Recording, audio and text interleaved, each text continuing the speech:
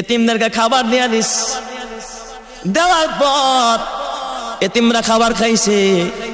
আরেকটা ছেলে, যদিও তার মা আছে, বাবা আছে, তার বাবার কোনো খবর নাই, তার মা অন্যত্র বিয়ে বসছে। শুনেছি ওর মা নাকি গার্মেন্টসেও কাজ করে, বড় অসহায়, যদিও তার মা বাপ নাই। কিছুক্ষণ পর দেখে আমার রুমের সামন দিয়া ঘুরে আর উকি মারে, আমারে খোঁজে মনে হয়। কিছুক্ষণ পরে আমি দরজার থেকে বের হইলাম, ছোট্ট বাচ্চা, দেখি চোখ ডলতেছে। বাবা চোখ ডলো কেন?